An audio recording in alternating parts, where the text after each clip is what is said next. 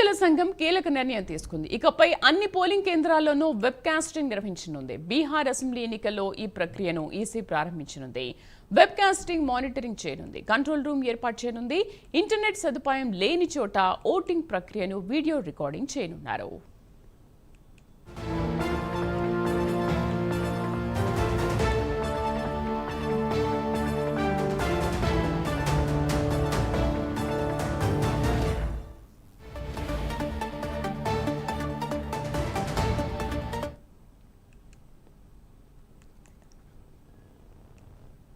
కేంద్ర ఎన్నికల సంఘం కీలక నిర్ణయం తీసుకుంది. ఇకపై అన్ని పోలింగ్ కేంద్రాల్లోనూ వెబ్ కాస్టింగ్ నిర్వహించనుంది.